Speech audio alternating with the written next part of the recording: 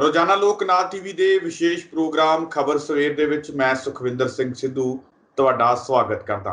Programme ਦੀ ਸ਼ੁਰੂਆਤ ਤੋਂ ਪਹਿਲਾਂ ਆਪਣੇ ਦਰਸ਼ਕਾਂ ਨੂੰ ਦੱਸ ਦਈਏ ਕਿ ਇਹ ਪ੍ਰੋਗਰਾਮ ਸਵੇਰੇ ਹਰ ਰੋਜ਼ ਰੋਜ਼ਾਨਾ ਲੋਕ ਨਾਥ ਟੀਵੀ ਤੇ ਪ੍ਰਸਾਰਿਤ ਹੁੰਦਾ ਹੈ ਤੇ ਇਹਦੇ ਵਿੱਚ ਸਵੇਰ ਦੀਆਂ ਖਬਰਾਂ ਤੇ ਵਿਚਾਰ ਚਰਚਾ ਜਿਹੜੀ ਹੈ ਉਹ ਕੀਤੀ ਜਾਂਦੀ ਹੈ। ਤਾਂ ਇਸ ਤੋਂ ਇਲਾਵਾ ਸਾਡਾ ਦੁਪਹਿਰ ਦੇ ਸਮੇਂ ਪ੍ਰੋਗਰਾਮ ਚੱਲਦਾ ਲੋਕਮਤ ਸੱਚ, ਉਹਦੇ ਵਿੱਚ ਵੀ ਜਿਹੜੀ ਖਬਰਾਂ ਤੇ ਆਧਾਰਿਤ ਚਰਚਾ ਕੀਤੀ ਜਾਂਦੀ ਹੈ ਵੱਖ-ਵੱਖ ਇਸ਼ੂਆਂ ਤੇ। ਤਾਂ ਉਸ ਤੋਂ ਇਲਾਵਾ ਸ਼ਾਮ ਦੇ ਟਾਈਮ ਸਾਡਾ ਪ੍ਰਾਈਮ ਮੁੱਦਾ ਪ੍ਰੋਗਰਾਮ ਪ੍ਰਸਾਰਿਤ ਹੁੰਦਾ ਹੈ, ਉਹ ਵੀ ਅਲੱਗ-ਅਲੱਗ ਰਾਜਨੀਤਿਕ ਅਤੇ ਸਮਾਜਿਕ ਵਿਸ਼ਿਆਂ ਦੇ ਉੱਪਰ ਉਸ ਪ੍ਰੋਗਰਾਮ ਦੇ ਵਿੱਚ ਅਸੀਂ ਵਿਚਾਰ ਚਰਚਾ ਕਰਦੇ ਹਾਂ। ਤੇ ਹੁਣ ਇਸ ਪ੍ਰੋਗਰਾਮ ਦੀ ਸ਼ੁਰੂਆਤ ਕਰਦੇ ਹਾਂ। ਸਭ ਤੋਂ ਪਹਿਲਾਂ ਦੱਸ ਦਈਏ ਕਿ ਗੱਲਬਾਤ ਕਰਾਂਗੇ ਕੈਪਟਨ ਅਮਰਿੰਦਰ ਸਿੰਘ ਦੇ ਵੱਲੋਂ ਜਿਹੜਾ ਮੋੜਵਾਂ ਜਵਾਬ ਦਿੱਤਾ ਗਿਆ ਨਵਜੋਤ ਸਿੰਘ ਸਿੱਧੂ ਨੇ। ਨਵਜੋਤ ਸਿੰਘ ਸਿੱਧੂ ਦੇ ਵੱਲੋਂ ਨਵੀਂ SIT ਨੂੰ ਲੈ ਕੇ ਜਿਹੜਾ ਹੈ ਕੈਪਟਨ ਅਮਰਿੰਦਰ ਸਿੰਘ ਦੇ ਉੱਪਰ, ਕੈਪਟਨ ਅਮਰਿੰਦਰ ਸਿੰਘ ਦੀ ਸਰਕਾਰ ਦੇ ਉੱਪਰ ਜਿਹੜੇ ਹੈ ਉਹ ਨਿਸ਼ਾਨੇ ਸਾਧੇ ਸੀ। ਨਿਸ਼ਾਨੇ ਸਾਧਨ ਤੋਂ ਬਾਅਦ ਹੁਣ ਕੈਪਟਨ ਅਮਰਿੰਦਰ ਸਿੰਘ ਮੁਸ਼ਕਲਾਂ 'ਚ ਘਿਰਦੇ ਹੋਏ ਦਿਖਾਈ ਦੇ ਰਹੇ ਸੀ, ਕਿਉਂਕਿ ਸਿਰਫ ਨਵਜੋਤ ਸਿੰਘ ਸਿੱਧੂ ਹੀ ਨਹੀਂ ਸਗੋਂ ਪੰਜਾਬ ਦੇ ਲੋਕ ਵੀ ਤੇ ਜਿਹੜੇ ਉਹਨਾਂ ਦੀ ਪਾਰਟੀ ਦੇ ਨਵਜੋਤ ਸਿੱਧੂ ਤੋਂ ਇਲਾਵਾ ਵੀ ਜਿਹੜੇ ਵੱਡੇ ਲੀਡਰ, ਮੰਤਰੀ ਜਾਂ ਫਿਰ ਵਿਧਾਇਕ ਕਹਿ ਸਕਦੇ ਹਾਂ, ਉਹ ਵੀ ਨਵੀਂ SIT ਤੇ ਸਵਾਲ ਚੁੱਕ ਰਹੇ ਸੀ। ਤੇ ਹੁਣ ਕੈਪਟਨ ਅਮਰਿੰਦਰ ਸਿੰਘ ਦੇ ਵੱਲੋਂ ਇਸ ਮਾਮਲੇ ਦੇ ਵਿੱਚ ਜਿਹੜਾ ਠੋਕਵਾਂ ਜਵਾਬ ਦਿੱਤਾ ਗਿਆ। ਇਸ ਤੋਂ ਇਲਾਵਾ ਸਾਡੇ ਇੱਕ ਦਰਸ਼ਕ ਦੇ ਵੱਲੋਂ ਕੱਲ ਇੱਕ ਕਮੈਂਟ ਕੀਤਾ ਗਿਆ ਸੀ, ਜਿਹਦੇ ਵਿੱਚ ਉਹਨਾਂ ਦੇ ਵੱਲੋਂ ਕਿਹਾ ਗਿਆ ਸੀ ਕਿ ਪਟਿਆਲੇ ਸ਼ਹਿਰ ਦੇ ਵਿੱਚ ਜਿਹੜੇ ਟਾਵਰ ਤੇ ਚੜੇ ਹੋਏ ਟੈਟ ਪਾਸ ਬੇਰੁਜ਼ਗਾਰ ਅਧਿਆਪਕ ਨੇ, ਉਹਨਾਂ ਦੀ ਵੀ ਜਿਹੜੀ ਤੁਸੀਂ ਕਹਿੰਦੇ ਸੀਗੇ ਇਸ ਪ੍ਰੋਗਰਾਮ ਦੇ ਵਿੱਚ ਗੱਲ ਕਰਿਓ, ਉਸ ਮਾਮਲੇ ਤੇ ਵੀ ਗੱਲਬਾਤ ਜ਼ਰੂਰ ਕਰਾਂਗੇ।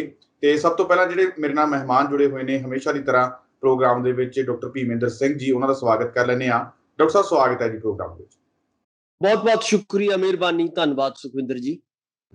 ਡਾਕਟਰ ਸਾਹਿਬ ਮੈਂ ਚਾਹੁੰਦਾ ਕਿ ਆਪਾਂ ਸ਼ੁਰੂਆਤ ਜਿਹੜੀ ਆਪਣੇ ਦਰਸ਼ਕ ਦੇ ਵੱਲੋਂ ਇੱਕ ਕਮੈਂਟ ਜਿਹੜਾ ਕੀਤਾ ਗਿਆ ਸੀ ਆਪਾਂ ਨੂੰ ਕਿ ਸਾਡੇ ਵਾਸਤੇ ਸਾਡਾ ਆਹ ਮੁੱਦਾ ਚੱਕੋ, ਆਪਣੇ ਲਈ ਦਰਸ਼ਕਾਂ ਦੀ ਪਹਿਲ ਜ਼ਿਆਦਾ ਜ਼ਰੂਰੀ ਹੈ। ਦਰਸ਼ਕਾਂ ਦੇ ਵੱਲੋਂ ਇਹ ਆਪਾਂ ਨੂੰ ਉਮੀਦ ਕੀਤੀ ਜਾ ਰਹੀ ਸੀ ਆਪਣੇ ਤੋਂ ਕਿ ਸਾਡਾ ਮੁੱਦਾ ਜਿਹੜਾ ਪ੍ਰੋਗਰਾਮ ਦੇ ਵਿੱਚ ਮੈਂ ਚਾਹੁੰਦਾ ਕਿ ਬੇਰੁਜ਼ਗਾਰ ਅਧਿਆਪਕ ਜਿਹੜੇ ਟਾਵਰ ਤੇ ਚੜੇ ਹੋਏ ਆ, ਪਹਿਲਾਂ ਆਪਾਂ ਉਹਨਾਂ ਦਾ ਇੱਕ ਵਾਰੀ ਜਿਹੜਾ ਇਹ ਪੂਰਾ ਮਾਮਲਾ ਉਹ ਵਿਚਾਰੀਏ ਕਿ ਕੀ ਮਾਮਲਾ ਹੈ, ਕਿਸ ਤਰੀਕੇ ਦੇ ਨਾਲ ਉਹਨਾਂ ਨੂੰ ਪਿਛਲੇ ਕਈ ਦਿਨਾਂ ਤੋਂ ਜਿਹੜਾ ਟਾਵਰ ਤੇ ਚੜ੍ਹ ਕੇ ਆਪਣੀ ਹੱਕੀ ਮੰਗਾਂ ਦੀ ਮੰਗ ਕੀਤੀ ਜਾ ਰਹੀ ਹੈ, ਪਰ ਸਰਕਾਰ ਦੇ ਕੰਨ ਦੇ ਉੱਪਰ ਜਿਹੜੀ ਜੂੰ ਨਹੀਂ ਸਰਕ ਰਹੀ। ਜਦਕਿ ਕੈਪਟਨ ਅਮਰਿੰਦਰ ਸਿੰਘ ਦਾ ਆਪਣਾ ਹਲਕਾ ਹੈ ਤੇ ਉਹਨਾਂ ਦੀ ਪਤਨੀ ਦਾ ਵੀ ਜਿਹੜਾ ਇਹ ਪਟਿਆਲਾ ਹਲਕਾ ਹੈ, ਫਿਰ ਵੀ ਉਹਨਾਂ ਤੱਕ ਪਹੁੰਚ ਜਿਹੜੀ ਹੈ ਨਹੀਂ ਕੀਤੀ ਜਾ ਰਹੀ। ਕਿਵੇਂ ਦੇਖਦੇ ਹੋ? ਸੁਖਵਿੰਦਰ ਜੀ, ਇਹ ਦੋ ਨੌਜਵਾਨ ਜਿਹੜੇ ਨੇ ਟੈਟ ਪਾਸ, ਜਿਵੇਂ ਤੁਸੀਂ ਵੀ ਕਿਹਾ, ਪਿਛਲੇ ਲਗਭਗ 50 ਦਿਨਾਂ ਤੋਂ ਟਾਵਰ ਦੇ ਉੱਤੇ ਬੈਠੇ ਨੇ ਔਰ ਕੋਈ ਕੁਝ ਵੀ ਜਿਹੜਾ ਹੈਗਾ ਖਾਣ ਪੀਣ ਦਾ ਜਿਹੜਾ ਇੰਤਜ਼ਾਮ ਇਹਨਾਂ ਕੋਲ ਨਹੀਂ ਹੈ ਔਰ ਲਗਾਤਾਰ ਇਹਨਾਂ ਦੀ ਸਿਹਤ ਵਿਗੜ ਰਹੀ ਹੈ।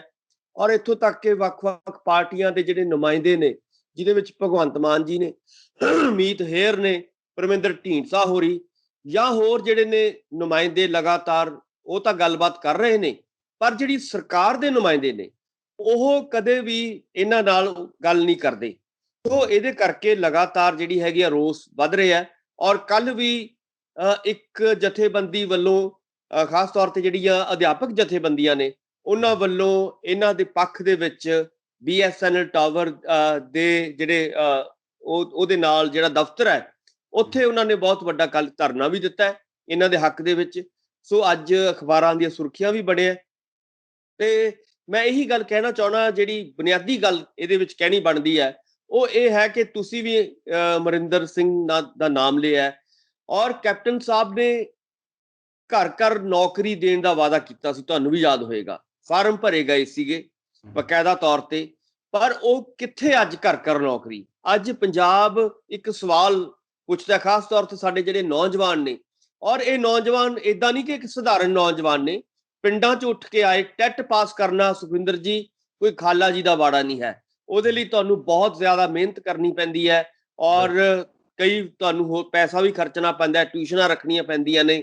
ਬਹੁਤ ਸਖਤ ਮਿਹਨਤ ਦੇ ਬਾਵਜੂਦ ਜਿਹੜਾ ਹੈਗਾ, ਜਦੋਂ ਉਹ ਬਾਅਦ ਦੇ ਵਿੱਚ ਤੁਸੀਂ ਟੈਟ ਪਾਸ ਕਰਦੇ ਹੋ, ਟੈਸਟ ਪਾਸ ਕਰਦੇ ਹੋ, ਤਾਂ ਕਿਤੇ ਜਾ ਕੇ ਤੁਸੀਂ ਇੱਕ ਅਧਿਆਪਕ ਲੱਗਣ ਦੇ ਕਾਬਲ ਹੁੰਦੇ ਹੋ।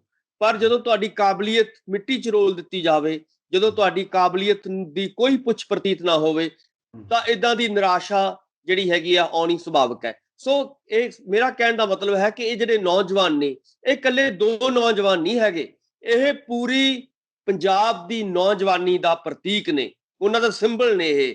ਔਰ ਇਹ ਦੱਸਣਾ ਇੱਥੋਂ ਸਾਨੂੰ ਇਹੀ ਸਮਝ ਆਉਂਦੀ ਹੈ ਕਿ ਅੱਜ ਸਾਡੇ ਹਜ਼ਾਰਾਂ ਨੌਜਵਾਨ ਟੈਟ ਪਾਸ ਜਿਹੜੇ ਨੇ ਵੱਖਰੇ ਵੱਖਰੇ ਟੈਸਟ ਪਾਸ ਉਹਨਾਂ ਨੇ ਕੀਤੇ ਹੋਏ ਨੇ, ਇਹਦੇ ਬਾਵਜੂਦ ਉਹ ਸੜਕਾਂ ਤੇ ਜਾਂ ਘਰਾਂ ਦੇ ਵਿੱਚ ਬੇਰੁਜ਼ਗਾਰ ਜਿਹੜੇ ਨੇ ਬੈਠੇ ਨੇ। ਉਹ ਇਸ ਕਰਕੇ ਮੈਨੂੰ ਲੱਗਦਾ ਹੈ ਕਿ ਇਹ ਦੋਨੇ ਨੌਜਵਾਨਾਂ ਦੀ, ਸਾਡੇ ਪੰਜਾਬ ਦੇ ਨੌਜਵਾਨਾਂ ਦੀ, ਟੈਟ ਪਾਸ ਨੌਜਵਾਨਾਂ ਦੀ ਇੱਕ ਆਵਾਜ਼ ਬਣੇ ਨੇ। ਸੋ ਇਸ ਕਰਕੇ ਜੇਕਰ ਇਹਨਾਂ ਦੀ ਆਵਾਜ਼ ਅੱਜ ਨਹੀਂ ਸੁਣੀ ਜਾਂਦੀ, ਜੇਕਰ ਸਰਕਾਰਾਂ, ਖਾਸ ਤੌਰ ਤੇ ਸਿੱਖਿਆ ਮੰਤਰੀ ਜੀ ਜਾਂ ਹੋਰ ਕੋਈ ਜਿਹੜੀਆਂ ਕੈਪਟਨ ਸਾਹਿਬ ਦੀ ਸਰਕਾਰ ਜਿਹੜੀ ਹੈਗੀ ਹੈ, ਜੇ ਇਹਨਾਂ ਦੀ ਆਵਾਜ਼ ਨਹੀਂ ਸੁਣਦੀ ਤਾਂ ਲਾਜ਼ਮੀ ਤੌਰ ਤੇ ਇੱਕ ਬਹੁਤ ਹੀ ਅਫਸੋਸਨਾਕ ਜਿਹੜੀ ਹੈਗੀ ਹੈ ਘਟਨਾ ਹੈ। ਕਿਉਂਕਿ ਆਪਾਂ ਨੂੰ ਪਤਾ ਹੈ ਕਿ ਲਗਾਤਾਰ ਇਹਨਾਂ ਦੀ ਸਿਹਤ ਵਿਗੜ ਰਹੀ ਹੈ, ਔਰ ਕਿਉਂਕਿ ਆਉਣ ਵਾਲਾ ਜਿਹੜਾ ਇਹ ਸਮਾਂ ਹੈ ਇਹ ਇਲੈਕਸ਼ਨਾਂ ਦਾ ਦੌਰ ਹੈ। ਸੋ ਜੇ ਇਹਨਾਂ ਨੂੰ ਕੁਝ ਹੁੰਦਾ ਹੈ, ਕਿਵੇਂ ਦੇਖਦੇ ਹੋ ਜੇ ਕੈਪਟਨ ਅਮਰਿੰਦਰ ਸਿੰਘ ਦੇ ਵੱਲੋਂ ਆਪਣੇ ਹਲਕੇ ਦੇ ਵਿੱਚ ਇਹਨਾਂ ਤੇ ਨਜ਼ਰਸਾਨੀ ਨਹੀਂ ਕੀਤੀ ਜਾ ਰਹੀ, ਇਹਨਾਂ ਦੀ ਗੱਲਬਾਤ ਨਹੀਂ ਸੁਣੀ ਜਾ ਰਹੀ, ਉਹਨਾਂ ਦੀ ਪਤਨੀ ਦਾ ਵੀ ਇਹ ਹਲਕਾ, ਜੇਕਰ ਉਹਨਾਂ ਦੇ ਆਪਣਾ ਘਰ ਵੀ ਪਟਿਆਲੇ ਦੇ ਵਿੱਚ ਆ, ਜੇਕਰ ਉਹਨਾਂ ਦੇ ਆਪਣੇ ਘਰ ਦੇ ਤੇ ਉਹਨਾਂ ਦੇ ਆਪਣੇ ਹਲਕੇ ਦੇ ਇਹ ਹਾਲਾਤ ਨੇ, ਤਾਂ ਫਿਰ ਆਪਾਂ ਪੂਰੇ ਪੰਜਾਬ ਦੇ ਹਾਲਾਤ ਇਸ ਉਦਾਹਰਨ ਤੋਂ ਭਲੀ ਭਾਂਤ ਅੰਦਾਜ਼ਾ ਲਗਾ ਸਕਦੇ ਹਾਂ ਕਿ ਜਿਹੜੇ ਲੋਕ ਆਪਣਾ ਘਰ ਤੇ ਆਪਣਾ ਹਲਕਾ ਨਹੀਂ ਸੰਭਾਲ ਸਕਦੇ, ਉਹ ਪੰਜਾਬ ਤੇ ਕਿਸ ਤਰੀਕੇ ਦੇ ਨਾਲ ਨਜ਼ਰ ਰੱਖਣਗੇ। ਸੁਖਵਿੰਦਰ ਜੀ, ਅੱਜ ਤੋਂ ਕੁਝ ਸਮਾਂ ਪਹਿਲਾਂ ਜਦੋਂ ਸਿੰਗਲਾ ਜੀ ਤੋਂ ਪਹਿਲਾਂ ਜਿਹੜੇ ਨੇ ਸੋਨੀ ਜੀ ਸਿੱਖਿਆ ਮੰਤਰੀ ਸੀਗੇ ਇਸੇ ਦੌਰ ਦੇ ਵਿੱਚ, ਉਦੋਂ ਵੀ ਹਜ਼ਾਰਾਂ ਦੀ ਗਿਣਤੀ ਦੇ ਵਿੱਚ ਬਹੁਤ ਸਾਰੀਆਂ ਜਥੇਬੰਦੀਆਂ, ਅਧਿਆਪਕ ਜਥੇਬੰਦੀਆਂ ਇਕੱਠੀਆਂ ਹੋ ਕੇ ਉਹਨਾਂ ਨੇ ਬਹੁਤ ਵੱਡੇ ਧਰਨੇ, ਪ੍ਰਦਰਸ਼ਨ, ਮੁਜ਼ਾਹਰੇ ਕੀਤੇ। ਇਹਦੇ ਬਾਵਜੂਦ ਜਿਹੜੀ ਹੈਗੀ ਇੱਕ ਵੀ ਜਿਹੜੀ ਹੈਗੀ ਕੋਈ ਗੱਲ ਉਹਨਾਂ ਦੀ ਸੁਣੀ ਨਾ ਗਈ। ਤੁਹਾਨੂੰ ਵੀ ਯਾਦ ਹੋਏਗਾ ਜਦੋਂ 45,000 ਤੋਂ ਘਟਾ ਕੇ 15,000 ਅਧਿਆਪਕਾਂ ਦੀ ਜਿਹੜੀ ਤਨਖਾਹ ਕਰਤੀ ਸੀਗੀ, ਉਦੋਂ ਬਹੁਤ ਵੱਡਾ ਰੋਸ ਜਿਹੜਾ ਸੀਗਾ ਪਟਿਆਲੇ ਦੇ ਵਿੱਚ ਹੋਇਆ ਸੀਗਾ। ਉਦੋਂ ਵੀ ਲੱਗਦਾ ਸੀਗਾ ਕਿ ਸਰਕਾਰ ਨੂੰ ਅੱਗੇ ਆਉਣਾ ਚਾਹੀਦਾ ਹੈ, ਸਰਕਾਰ ਨੂੰ ਅਧਿਆਪਕਾਂ ਦੇ ਨਾਲ ਗੱਲ ਕਰਨੀ ਚਾਹੀਦੀ ਹੈ। ਨਤੀਜਾ ਕੀ ਨਿਕਲਿਆ? ਜਦੋਂ ਉਹਨਾਂ ਨੇ ਰੋਸ ਪ੍ਰਦਰਸ਼ਨ ਕੀਤੇ ਤਾਂ ਸਾਡੀਆਂ ਅਧਿਆਪਕ ਭੈਣਾਂ ਦੀਆਂ ਚੁੰਨੀਆਂ ਲਾਈਆਂ ਗਈਆਂ, ਕੁੱਟ-ਕਟਾਪਾ ਹੋਇਆ, ਉਹਨਾਂ ਦਾ ਲਾਠੀ ਚਾਰਜ ਕੀਤਾ ਗਿਆ। ਸੋ ਬਹੁਤ ਸਾਰੀਆਂ ਸਾਡੀਆਂ ਜਿਹੜੀਆਂ ਅਧਿਆਪਕਾਵਾਂ ਸੀਗੀਆਂ ਉਹ ਜ਼ਖਮੀ ਹੋਈਆਂ, ਔਰ ਬਹੁਤ ਸਾਰੇ ਅਧਿਆਪਕ ਜ਼ਖਮੀ ਹੋਏ। ਪਰ ਨਤੀਜਾ ਕੀ ਨਿਕਲਿਆ? ਨਤੀਜਾ ਉਹਦਾ ਕੁਝ ਨਹੀਂ ਨਿਕਲਿਆ। ਸੋ ਇਸ ਕਰਕੇ ਇੰਨੀਆਂ ਸਰਕਾਰਾਂ ਢੀਠ ਬਣ ਚੁੱਕੀਆਂ ਨੇ ਇਸ ਦੌਰ ਦੇ ਵਿੱਚ। ਖਾਸ ਤੌਰ ਤੇ ਜਦੋਂ ਕੈਪਟਨ ਅਮਰਿੰਦਰ ਸਿੰਘ ਦੀ ਪਿਛਲੇ 4 ਸਾਲ ਦੀ ਆਪਾਂ ਰਿਪੋਰਟ ਦੇਖਦੇ ਹਾਂ ਤਾਂ ਉਹਦੇ ਵਿੱਚ ਇਹੀ ਨਜ਼ਰ ਆਉਂਦਾ ਹੈ ਕਿ ਕੈਪਟਨ ਸਾਹਿਬ ਔਰ ਖਾਸ ਤੌਰ ਤੇ ਮਹਾਰਾਣੀ ਪ੍ਰਨੀਤ ਕੌਰ ਜੀ ਨੂੰ ਇਹ ਗੱਲ ਮੰਨਣੀ ਚਾਹੀਦੀ ਹੈ ਕਿ ਇਹ ਵੀ ਕਿਸੇ ਦੇ ਧੀ ਪੁੱਤਰ ਨੇ, ਇਹ ਵੀ ਕਿਸੇ ਦੇ ਮਤਲਬ ਕੋਈ ਰੋਜ਼ਗਾਰ ਚਾਹੁੰਦੇ ਨੇ। ਸੋ ਜੇ ਤੁਸੀਂ ਘਰ ਘਰ ਨੌਕਰੀ ਦਾ ਵਾਅਦਾ ਕੀਤਾ ਹੋਇਆ ਤਾਂ ਕਿਉਂ ਨਹੀਂ ਤੁਸੀਂ ਇਹਨਾਂ ਬੱਚਿਆਂ ਦੀ ਆਵਾਜ਼ ਸੁਣਦੇ, ਇਹਨਾਂ ਦੀ ਗੱਲ ਸੁਣੀ ਕਿਉਂ ਨਹੀਂ ਜਾਂਦੀ, ਔਰ ਤੁਸੀਂ ਅੱਗੇ ਕਿਉਂ ਨਹੀਂ ਆ ਰਹੇ ਗੱਲਬਾਤ ਦੇ ਲਈ? ਸੋ ਮੈਂ ਹੀ ਕਹਿਣਾ ਚਾਹਾਂਗਾ ਕਿ ਆਪਣੇ ਇਸ ਪ੍ਰੋਗਰਾਮ ਦੇ ਜ਼ਰੀਏ ਕਿ ਇਹ ਮੌਕਾ ਹੈ ਅੱਜ ਇਸ ਸਥਿਤੀ ਨੂੰ ਸੰਭਾਲਣ ਦਾ। ਜੇ ਕੱਲ ਨੂੰ ਸਥਿਤੀ ਵਿਗੜਦੀ ਹੈ ਤਾਂ ਲਾਜ਼ਮੀ ਤੌਰ ਤੇ ਉਹਦੇ ਸਿੱਟੇ ਜਿਹੜੇ ਨੇ 22 ਦੇ ਵਿੱਚ ਹੋ ਸਕਦਾ ਕਿ ਜਿਵੇਂ ਤੁਸੀਂ ਕਹਿ ਰਹੇ ਹੋ ਕਿ ਚੋਣਾਂ ਦੇ ਵਿੱਚ ਭੁਗਤਣੇ ਪੈ ਸਕਦੇ ਆ। ਸੋ ਇਸ ਨੂੰ ਲੰਬਾ ਨਹੀਂ ਲਟਕਾਉਣਾ ਚਾਹੀਦਾ। ਗੱਲਬਾਤ ਲਈ ਸਰਕਾਰ ਨੂੰ ਜਿਹੜੀ ਪੇਸ਼ਕਸ਼ ਹੈ ਉਹ ਕਰਨੀ ਚਾਹੀਦੀ ਹੈ, ਕਿਉਂਕਿ ਸੁਖਵਿੰਦਰ ਜੀ ਇੱਕ ਸਾਡਾ ਜਿਹੜਾ ਪੰਜਾਬ ਹੈ ਇਹਦੇ ਵਿੱਚ ਸੰਵਾਦ ਦੀ ਜਿਹੜੀ ਪਰੰਪਰਾ ਹੈ ਗੁਰੂ ਨਾਨਕ ਸਾਹਿਬ ਨੇ ਦਿੱਤੀ ਆ ਸਾਨੂੰ। ਜਬ ਲਗ ਦੁਨੀਆ ਰਹੀ ਹੈ ਨਾਨਕ ਕਿਛ ਸੁਣੀਆ ਕਿਛ ਕਹੀ ਹੈ। ਇਹਦਾ ਮਤਲਬ ਇਹੀ ਹੈ, ਗੁਰੂ ਨਾਨਕ ਸਾਹਿਬ ਇਹੀ ਕਹਿੰਦੇ ਨੇ ਕਿ ਜਦੋਂ ਇਦਾਂ ਦੀ ਸਥਿਤੀ ਆ ਜਾਏ ਤਾਂ ਸੰਵਾਦ ਜਿਹੜਾ ਹੁੰਦਾ, ਡਾਇਲੌਗ ਜਿਹੜਾ ਹੁੰਦਾ ਉਹ ਇੰਪੋਰਟੈਂਟ ਹੁੰਦਾ, ਉਹ ਜ਼ਰੂਰੀ ਹੁੰਦਾ। ਸੋ ਸਰਕਾਰ ਨੂੰ ਅੱਗੇ ਆਉਣਾ ਚਾਹੀਦਾ, ਇਹਨਾਂ ਦੀ ਆਵਾਜ਼ ਸੁਣਨੀ ਚਾਹੀਦੀ ਹੈ, ਇਹਨਾਂ ਦੀ ਗੱਲਾਂ ਸੁਣਨੀਆਂ ਚਾਹੀਦੀਆਂ ਨੇ। ਜੋ ਵੀ ਇਹਨਾਂ ਦੀਆਂ ਮੰਗਾਂ ਨੇ ਉਹ ਹਮਦਰਦੀ ਨਾਲ ਵਿਚਾਰੀਆਂ ਜਾਣੀਆਂ ਚਾਹੀਦੀਆਂ ਨੇ। ਇਹੀ ਮੰਗ ਨੇ, ਬੁਨਿਆਦੀ ਤੌਰ ਤੇ ਇਹੀ ਮੰਗ ਹੈ ਕਿ ਟੈਟ ਪਾਸ ਕਰਕੇ ਵਿਹਲੇ ਫਿਰਦੇ ਆ ਸਾਡੇ ਬੱਚੇ, ਸਾਡੇ ਨੌਜਵਾਨ, ਘਰ ਘਰ ਨੌਕਰੀ ਦਾ ਵਾਅਦਾ ਕਰਕੇ ਤੁਸੀਂ ਮੁੱਕਰੇ ਹੋ। ਸੋ ਇਹਨਾਂ ਦੀ ਆਵਾਜ਼ ਜਿਹੜੀ ਹੈਗੀ, ਮੈਨੂੰ ਲੱਗਦਾ ਹੈ ਕਿ ਇਹ ਪੰਜਾਬ ਦੀ, ਇਹ 2 ਬੱਚਿਆਂ ਦੀ ਆਵਾਜ਼ ਨਹੀਂ ਹੈ, ਇਹ ਪੰਜਾਬ ਦੇ ਨੌਜਵਾਨਾਂ ਦੀ ਆਵਾਜ਼ ਹੈ। ਅੱਜ ਪੰਜਾਬ ਦਾ ਨੌਜਵਾਨ ਸੜਕਾਂ ਤੇ ਹੈ, ਟਾਵਰਾਂ ਤੇ ਚੜਿਆ ਹੋਇਆ, ਟੈਂਕੀਆਂ ਤੇ ਚੜ ਰਹੇ ਨੇ। ਸੋ ਇਸ ਕਰਕੇ ਇਹ ਬਹੁਤ ਇੱਕ ਨਾਜ਼ੁਕ ਦੌਰ ਦੇ ਵਿੱਚੋਂ ਪੰਜਾਬ ਦਾ ਨੌਜਵਾਨ ਗੁਜ਼ਰ ਰਿਹਾ। ਸੋ ਜੇਕਰ ਇਹੀ ਨੌਜਵਾਨ, ਜੇ ਉਹਨਾਂ ਨੂੰ ਰੁਜ਼ਗਾਰ ਨਹੀਂ ਮਿਲੇਗਾ ਤਾਂ ਉਹ ਗਲਤ ਪਾਸੇ ਜਾਏਗਾ, ਨਸ਼ੇ ਕਰੇਗਾ ਜਾਂ ਹੋਰ ਜਿਹੜਾ ਹੈਗਾ ਬਾਹਰ ਭੱਜੇਗਾ, ਫੋਰਨ ਦੇ ਵਿੱਚ ਜਾਏਗਾ। ਸੋ ਇਸ ਕਰਕੇ ਮੈਨੂੰ ਲੱਗਦਾ ਹੈ ਕਿ ਇੱਕ ਸਮਾਂ ਹੈ ਅੱਜ, ਕਿਉਂਕਿ ਲਾਸਟ ਈਅਰ ਹੈ, ਚੋਣਾਂ ਦਾ ਸਾਲ ਹੈ। ਸੋ ਇਸ ਕਰਕੇ ਸਰਕਾਰ ਨੂੰ ਜ਼ਰੂਰ ਇਹਨਾਂ ਦੀ ਹਮਦਰਦੀ ਦੇ ਨਾਲ ਗੱਲਬਾਤ ਜਿਹੜੀ ਹੈ ਸੁਣਨੀ ਚਾਹੀਦੀ ਹੈ। ਜੀ ਸੁਖਵਿੰਦਰ ਜੀ, ਅਹਿਮ ਤੇ ਗੰਭੀਰ ਬਣਿਆ ਹੋਇਆ। ਤਾਂ ਅਗਲੀ ਖਬਰ ਦੀ ਆਪਾਂ ਗੱਲਬਾਤ ਕਰੀਏ ਤਾਂ ਨਵਜੋਤ ਸਿੰਘ ਸਿੱਧੂ ਦੇ ਵੱਲੋਂ ਜਿਹੜੇ ਪਿਛਲੇ ਦਿਨਾਂ ਤੋਂ ਕੈਪਟਨ ਅਮਰਿੰਦਰ ਸਿੰਘ ਦੇ ਇਲਜ਼ਾਮ ਲਗਾਏ ਗਏ ਸੀਗੇ ਕਿ ਜੀ ਬਾਦਲ ਨੂੰ ਬਚਾਉਣ ਦੀ ਕੋਸ਼ਿਸ਼ ਹੈ, ਦੋਸ਼ੀਆਂ ਨੂੰ ਬਚਾਉਣ ਦੀ ਕੋਸ਼ਿਸ਼ ਹੈ, ਜਾਣਬੁੱਝ ਕੇ SIT ਨਵੀਂ ਬਣਾ ਕੇ ਮਾਮਲਾ ਲਟਕਾਉਣ ਦੀ ਕੋਸ਼ਿਸ਼ ਹੈ, ਹੋਰ ਵੀ ਤਰ੍ਹਾਂ ਤਰ੍ਹਾਂ ਦੇ ਜਿਹੜੇ ਇਲਜ਼ਾਮ ਨਵਜੋਤ ਸਿੰਘ ਸਿੱਧੂ ਦੇ ਵੱਲੋਂ ਲਗਾਏ ਗਏ ਸੀ। ਤਾਂ ਕੈਪਟਨ ਅਮਰਿੰਦਰ ਸਿੰਘ ਦੇ ਵੱਲੋਂ ਕੱਲ ਇੱਕ ਪਲਟਵਾਰ ਕੀਤਾ ਗਿਆ ਉਹਨਾਂ ਤੇ। ਤਾਂ ਉਸ ਤੋਂ ਬਾਅਦ ਨਵਜੋਤ ਕੌਰ ਸਿੱਧੂ ਆ ਜਿਹੜੇ, ਉਹਨਾਂ ਦੇ ਵੱਲੋਂ ਵੀ ਇੱਕ ਵੱਡਾ ਬਿਆਨ ਦਿੱਤਾ ਗਿਆ, ਟਵੀਟ ਕੀਤਾ ਗਿਆ। ਉਸ ਬਾਰੇ ਬਾਅਦ 'ਚ ਗੱਲਬਾਤ ਕਰਦੇ ਹਾਂ। ਪਹਿਲਾਂ ਗੱਲਬਾਤ ਇਹ ਤੇ ਕਰੀਏ ਕਿ ਨਵਜੋਤ ਸਿੰਘ ਸਿੱਧੂ ਦੇ ਇਲਜ਼ਾਮਾਂ ਤੇ ਕੈਪਟਨ ਅਮਰਿੰਦਰ ਸਿੰਘ ਦੇ ਵੱਲੋਂ ਪਲਟਵਾਰ ਕੀ ਕੀਤਾ ਗਿਆ, ਕੀ ਕਿਹਾ ਗਿਆ ਕੈਪਟਨ ਅਮਰਿੰਦਰ ਸਿੰਘ ਦੇ ਵੱਲੋਂ? ਦੇਖੋ, ਆਪਾਂ ਨੂੰ ਵੀ ਪਤਾ ਹੈ ਕਿ ਨਵਜੋਤ ਸਿੰਘ ਸਿੱਧੂ ਕਈ ਵਾਰੀ ਇਹ ਹੁੰਦਾ ਹੈ ਕਿ ਕੱਲ ਵੀ ਜਿਹੜੇ ਕਮੈਂਟਸ ਆਏ, ਅੱਜ ਅਖਬਾਰਾਂ ਦੀ ਸੁਰਖੀ ਵੀ ਬਣੀ ਕਿ ਨਵਜੋਤ ਸਿੰਘ, ਲੋਕਾਂ ਨੂੰ ਸ਼ਾਇਦ ਇਹ ਲੱਗਦਾ ਕਿ ਨਵਜੋਤ ਸਿੰਘ ਸਿੱਧੂ ਸ਼ਾਇਦ ਹੁਣੀ ਆਵਾਜ਼ ਉਠਾ ਰਹੇ ਨੇ। ਇੱਥੇ ਆਪਾਂ ਦਰਸ਼ਕਾਂ ਨੂੰ ਜ਼ਰੂਰ ਇਹ ਕਲੀਅਰ ਕਰਨਾ ਬਣਦਾ ਹੈ ਕਿ ਨਵਜੋਤ ਸਿੰਘ ਸਿੱਧੂ ਸਿਰਫ ਹੁਣ ਨਹੀਂ ਬੋਲ ਰਹੇ, ਉਹ ਪਿਛਲੇ ਲੰਬੇ ਸਮੇਂ ਤੋਂ ਬੋਲ ਰਹੇ ਨੇ। ਲਗਾਤਾਰ ਜਦੋਂ ਉਹ ਮਿਨਿਸਟਰ ਸੀਗੇ ਉਦੋਂ ਵੀ ਉਹਨਾਂ ਨੇ ਸਵਾਲ ਚੁੱਕੇ ਸੀ ਸਰਕਾਰ ਦੇ, ਜਦੋਂ ਉਹ ਮਿਨਿਸਟਰ ਨਹੀਂ ਰਹੇ ਉਦੋਂ ਵੀ ਉਹ ਸਵਾਲ ਚੁੱਕਦੇ ਰਹੇ ਨੇ, ਔਰ ਅੱਜ ਵੀ ਜਿਹੜੇ ਨੇ ਉਹ ਸਵਾਲ ਚੁੱਕ ਰਹੇ ਨੇ। ਇਸ ਕਰਕੇ ਕਈ ਦਰਸ਼ਕਾਂ ਨੂੰ ਸ਼ਾਇਦ ਭੁਲੇਖਾ ਹੈ ਕਿ ਸ਼ਾਇਦ ਹੁਣ ਚੋਣਾਂ ਕਰਕੇ ਨਵਜੋਤ ਸਿੰਘ ਸਿੱਧੂ ਹੁਣ ਆਵਾਜ਼ ਉਹ ਜਿਹੜੀ ਆਪਣੀ ਬੁਲੰਦ ਕਰ ਰਹੇ ਨੇ। ਇਹ ਗੱਲ ਨਹੀਂ ਹੈ। ਸੋ ਜਦੋਂ ਨਵਜੋਤ ਸਿੰਘ ਸਿੱਧੂ ਇਹ ਕਹਿ ਰਹੇ ਨੇ ਕਿ ਸਾਡੀ ਜਿਹੜੀ ਇਹ ਸਰਕਾਰ ਹੈ ਕਾਂਗਰਸ ਦੀ, ਇਹਨੂੰ ਬਾਦਲ ਚਲਾ ਰਹੇ ਨੇ, ਤਾਂ ਇਹਦਾ ਮਤਲਬ ਬਹੁਤ ਵੱਡੇ ਜਿਹੜੇ ਨੇ, ਇਹਦਾ ਮਤਲਬ ਬਹੁਤ ਗਹਿਰੇ ਮੀਨਿੰਗ ਨਿਕਲਦੇ ਆ। ਇਹਦਾ ਮਤਲਬ ਇਹ ਹੈ ਕਿ ਜਿਵੇਂ ਪਹਿਲਾਂ ਮਾਫੀਆ ਰਾਜ ਚੱਲਦਾ ਸੀਗਾ ਬਾਦਲਾਂ ਦੇ ਰਾਜ ਦੇ ਵਿੱਚ, ਅਲੱਗ-ਅਲੱਗ ਮਾਫੀਆ, ਭੂ mafia, send mafia, liquor mafia, ਉਹੀ ਗੱਲਾਂ ਹੁਣ ਵਾਪਰ ਰਹੀਆਂ ਨੇ। ਪਹਿਲੇ ਜਿਹੜੇ ਪੁਲਿਸ ਅਧਿਕਾਰੀ ਸੀਗੇ ਉਹੀ ਜਿਹੜੇ ਨੇ ਹੁਣ ਉਵੇਂ ਸਾਰੇ ਜਿਹੜੇ ਕਾਰਜ ਹੋ ਰਹੇ ਨੇ। ਵੱਡੇ ਅਧਿਕਾਰੀ ਜਿਹੜੇ ਨੇ ਪਹਿਲਾਂ ਵਾਂਗ ਹੀ ਕੰਮ ਕਰ ਰਹੇ ਨੇ। ਸੋ ਕਹਿਣ ਦਾ ਮਤਲਬ ਹੈ ਕਿ ਨਵਜੋਤ ਸਿੰਘ ਸਿੱਧੂ ਇਹ ਕਹਿਣਾ ਚਾਹੁੰਦੇ ਨੇ ਕਿ 4.5 ਸਾਲਾਂ ਦੇ ਵਿੱਚ ਲਗਭਗ ਕੋਈ ਸਰਕਾਰ ਨਹੀਂ ਬਦਲੀ, ਜੋ ਪਹਿਲਾਂ ਕੰਮ ਹੋ ਰਹੇ ਸੀ ਉਵੇਂ ਹੋ ਰਹੇ ਨੇ, ਉਵੇਂ ਸਾਰਾ ਕੁਝ ਚੱਲ ਰਿਹਾ ਹੈ। ਸੋ ਇਸ ਕਰਕੇ ਕੈਪਟਨ ਸਾਹਿਬ ਨੂੰ ਇੱਕ ਉਹਨਾਂ ਨੇ ਵੱਡਾ ਜਿਹੜਾ ਸੀ ਕਿ ਸਵਾਲ ਉਹਨਾਂ ਦੇ ਸਾਹਮਣੇ ਰੱਖਿਆ। ਸੋ ਉਹਦੇ ਇਵਜ਼ ਦੇ ਵਿੱਚ ਉਹਨਾਂ ਨੇ ਜਦੋਂ ਬਹਿਬਲ ਗੋਲੀकांड ਦੀ ਜਦੋਂ ਰਿਪੋਰਟ ਦੀ ਗੱਲ ਆਉਂਦੀ ਹੈ, ਜਾਂ ਹੋਰ ਕੋਟਕਪੂਰਾ ਜਿਹੜਾ ਹੈਗਾ ਗੋਲੀकांड ਦੀ ਜਿਹੜੀ ਹੈਗੀ ਗੱਲ ਹੁੰਦੀ ਹੈ, ਤਾਂ ਉਹਨਾਂ ਨੇ ਸਵਾਲ ਇਹੀ ਚੁੱਕੇ ਨੇ ਕਿ ਭਾਈ ਤੁਸੀਂ ਇਹ 6 ਮਹੀਨਿਆਂ ਦਾ ਸਮਾਂ ਜਿਹੜਾ ਦੇ ਰਹੇ ਹੋ, ਇਹਦਾ ਮਤਲਬ ਹੈ ਕਿ ਤੁਸੀਂ ਇਹਨੂੰ ਠੰਡੇ ਬਸਤੇ 'ਚ ਪਾਉਣਾ ਚਾਹੁੰਦੇ ਹੋ, ਕਿਉਂਕਿ ਆਉਣ ਵਾਲੇ 6 ਮਹੀਨਿਆਂ ਤੱਕ ਤਾਂ ਚੋਣ ਜ਼ਾਬਤਾ ਲੱਗ ਹੀ ਜਾਣਾ। ਆਪਾਂ ਨੂੰ ਸਾਰਿਆਂ ਨੂੰ ਪਤਾ ਹੈ ਕਿ ਹੋ ਸਕਦਾ ਕਿ ਇਲੈਕਸ਼ਨਾਂ ਵੀ ਕਈਆਂ ਨੂੰ ਦਾ ਵਿਚਾਰ ਹੋ ਸਕਦਾ ਕਿ ਇਲੈਕਸ਼ਨਾਂ ਸ਼ਾਇਦ ਜਲਦੀ ਕਰਾ ਲੈਣ, ਕਿਉਂਕਿ ਇਹਦੇ ਵਿੱਚ ਉਹ ਉਲਝਣਾ ਨਹੀਂ ਚਾਹੁੰਦੇ। ਸੋ ਮੇਰਾ ਕਹਿਣ ਦਾ ਮਤਲਬ ਹੈ ਕਿ ਨਵਜੋਤ ਸਿੰਘ ਸਿੱਧੂ ਬਹੁਤ ਹੀ ਚੰਗੇ ਸਵਾਲ ਔਰ ਜੈਨੂਇਨ ਸਵਾਲ ਜਿਹੜੇ ਨੇ ਬਣਦੇ ਨੇ ਇਸ ਵੇਲੇ ਸਰਕਾਰਾਂ ਦੇ ਉੱਤੇ। ਵਿਰੋਧੀ ਧਿਰਾਂ ਤਾਂ ਉਠਾ ਹੀ ਰਹੀਆਂ ਨੇ ਸੀ, ਪਹਿਲਾਂ ਵੀ ਉਠਾ ਰਹੀਆਂ ਸੀ, ਪਰ ਜਦੋਂ ਸਰਕਾਰ ਦੇ ਵਿੱਚੋਂ ਜਾਂ ਤੁਹਾਡੀ ਆਪਣੀ ਪਾਰਟੀ ਦਾ ਜਦੋਂ ਕੋਈ ਵੱਡਾ ਬੰਦਾ ਉਠਾਉਂਦਾ ਇਦਾਂ ਦੇ ਸਵਾਲ, ਤਾਂ ਉਹਦੇ ਕੋਈ ਮੀਨਿੰਗ ਬਣਦੇ ਆ। ਬਿਲਕੁਲ। ਆਪਾਂ ਕੈਪਟਨ ਅਮਰਿੰਦਰ ਸਿੰਘ ਦੇ ਵੱਲੋਂ ਜਿਹੜੇ ਨਵਜੋਤ ਸਿੰਘ ਸਿੱਧੂ ਨੂੰ ਜਵਾਬ ਦਿੱਤਾ ਗਿਆ, ਉਹਦੇ ਬਾਰੇ ਵੀ ਇੱਕ ਵਾਰੀ ਦਰਸ਼ਕਾਂ ਨੂੰ ਦੱਸਿਓ। ਜਵਾਬ ਉਹਨਾਂ ਦਾ ਕਹਿ ਰਹੇ ਨੇ, ਜਵਾਬ ਉਹਨਾਂ ਦਾ ਇਹੀ ਹੈ ਕਿ 6 ਮਹੀਨੇ ਤੱਕ ਗੱਲਾਂ ਜਿਹੜੀਆਂ ਨੇ ਇਹ ਅਸੀਂ ਨਹੀਂ ਦਿੱਤੀਆਂ। 6 ਮਹੀਨੇ ਦੀ ਜਿਹੜੀ ਉਹ ਗੱਲ ਕਰ ਰਹੇ ਨੇ ਕਿ 6 ਮਹੀਨੇ ਦੇਤੇ, ਉਹਨਾਂ ਦਾ ਕਹਿਣਾ SIT ਜਾਂਚ ਦੇ ਲਈ, SIT ਦਾ ਉਹਨਾਂ ਦਾ ਕਹਿਣ ਦਾ ਮਤਲਬ ਇਹੀ ਹੈ ਕਿ ਇਹ ਤਾਂ ਅਦਾਲਤ ਵੱਲੋਂ ਦਿੱਤੇ ਗਏ ਨੇ। ਇਹ ਤਾਂ ਜਿਹੜੀ ਪੰਜਾਬ ਐਂਡ ਹਰਿਆਣਾ ਦੀ ਜਿਹੜੀ ਅਦਾਲਤ ਹੈ ਉਹਦੇ ਵੱਲੋਂ ਇਹ ਜਿਹੜਾ ਸੀਗਾ ਉਹਨਾਂ ਨੂੰ ਹੁਕਮ ਦਿੱਤਾ ਗਿਆ, ਉਹਦੀ ਸਰਕਾਰ ਨੇ ਉਹਦੀ ਪਾਲਣਾ ਕੀਤੀ ਹੈ। ਔਰ ਇਸ ਕਰਕੇ ਹੋ ਸਕਦਾ ਉਹਨਾਂ ਨੇ ਕਿਹਾ ਕਿ ਅਸੀਂ ਇਹਨੂੰ 2 ਮਹੀਨਿਆਂ ਦੇ ਵਿੱਚ ਹੀ ਕੰਪਲੀਟ ਕਰ ਦਈਏ। ਸੋ ਇਸ ਕਰਕੇ ਇਹ ਜਿਹੜਾ ਜਵਾਬ ਦੇਣਾ ਹੈ, ਇਹਦਾ ਮਤਲਬ ਇਹੀ ਹੈ ਕਿ ਦੇਖੋ ਸਮੇਂ ਦੀ ਗੱਲ ਨਹੀਂ ਹੁੰਦੀ, ਜਿਹੜੀ ਇਦਾਂ ਦੀਆਂ ਜਦੋਂ ਘਟਨਾਵਾਂ ਵਾਪਰਦੀਆਂ ਨੇ ਇਹਦੇ ਵਿੱਚ ਸੁਖਵਿੰਦਰ ਜੀ ਨੀਤ ਦੀ ਗੱਲ ਹੁੰਦੀ ਹੈ ਕਿ ਜਿਹੜੀਆਂ ਸਰਕਾਰਾਂ ਦੀ ਨੀਤ ਔਰ ਨੀਤੀ ਪਿੱਛੇ ਕੀ ਹੈ। ਜੇਕਰ ਨੀਤ ਸਾਫ਼ ਹੈ ਤਾਂ ਹੋ ਸਕਦਾ ਕਿ 2 ਮਹੀਨਿਆਂ ਦੇ ਵਿੱਚ ਹੀ ਦੁੱਧ ਦਾ ਦੁੱਧ, ਪਾਣੀ ਦਾ ਪਾਣੀ ਹੋ ਜਾਵੇ।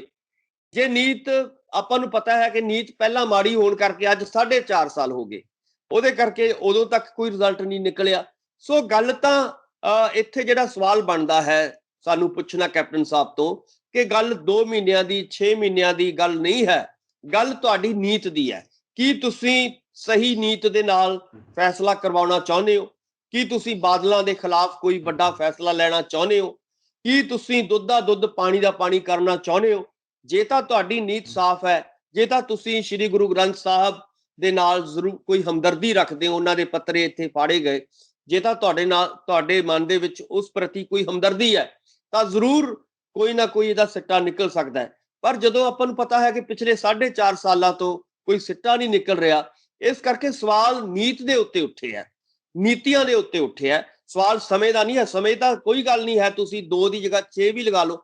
ਪਰ ਮੈਨੂੰ ਜੋ ਦਰਸ਼ਕਾਂ ਨੂੰ ਲੱਗ ਰਿਹਾ, ਜੋ ਪੰਜਾਬ ਦੇ ਲੋਕਾਂ ਨੂੰ ਲੱਗ ਰਿਹਾ, ਉਹ ਇਹੀ ਲੱਗ ਰਿਹਾ ਕਿ ਦਾਲ ਦੇ ਵਿੱਚ ਕੁਝ ਕਾਲਾ ਹੈ ਔਰ ਚੋਰ ਔਰ ਕੁੱਤੀ ਮਿਲ ਚੁੱਕੇ ਨੇ, ਔਰ ਆਪਾਂ ਨੂੰ ਪਤਾ ਖੇਤ ਬਾੜ ਨੂੰ ਖਾ ਰਹੀ ਹੈ। SIT ਨੂੰ ਜ਼ਿਆਦਾ ਸਮਾਂ ਦੇਣ ਦੇ ਮਾਮਲੇ ਦੇ ਜਵਾਬ ਦੇ ਵਿੱਚ ਇਹ ਵੀ ਗੱਲ ਕਹੀ ਗਈ ਕਿ ਕੁਝ ਲੋਕ ਜਿਹੜੇ ਆ ਆਪਣੀ ਸੌੜੀ ਰਾਜਨੀਤੀ ਨੂੰ ਚਮਕਾਉਣ ਦੇ ਲਈ ਜਾਣਬੁੱਝ ਕੇ 6 ਮਹੀਨਿਆਂ ਦੇ ਸਮੇਂ ਵਾਲੇ ਸਵਾਲ ਚੁੱਕ ਰਹੇ ਨੇ। ਪਰ ਹੁਣ ਕੈਪਟਨ ਅਮਰਿੰਦਰ ਸਿੰਘ ਨੂੰ ਇਹ ਵੀ ਸੋਚਣਾ ਚਾਹੀਦਾ ਹੈ ਕਿ ਜਿਹੜੇ ਉਹਨਾਂ ਦੇ ਕਰੀਬੀ ਆ, ਜਿਹੜੇ ਉਹਨਾਂ ਦੇ ਧੜੇ ਦੇ ਬਹੁਤ ਹੀ ਜ਼ਿਆਦਾ ਮੋਹਤਵਾਰ ਸਾਥੀ ਨੇ, ਤ੍ਰਿਪਤ ਰਜਿੰਦਰ ਬਾਜਵਾ ਜਿਹੜੇ ਕੈਪਟਨ ਅਮਰਿੰਦਰ ਸਿੰਘ ਦੇ ਬਹੁਤ ਜ਼ਿਆਦਾ ਕਰੀਬੀ ਸਾਥੀ ਮੰਨੇ ਜਾਂਦੇ ਨੇ, ਉਹਨਾਂ ਦੇ ਵੱਲੋਂ ਵੀ ਇਹ ਸਵਾਲ ਖੜਾ ਕੀਤਾ ਗਿਆ। ਉਹ ਕਹਿੰਦੇ ਕਿ 6 ਮਹੀਨਿਆਂ ਦਾ ਸਮਾਂ ਜਿਹੜਾ ਬਹੁਤ ਜ਼ਿਆਦਾ ਹੈ ਤੇ ਆਪਾਂ ਨੂੰ ਸਮਾਂ ਜਿਹੜਾ ਥੋੜਾ ਜਾਂਚ ਲਈ ਘਟਾ ਲੈਣਾ ਚਾਹੀਦਾ।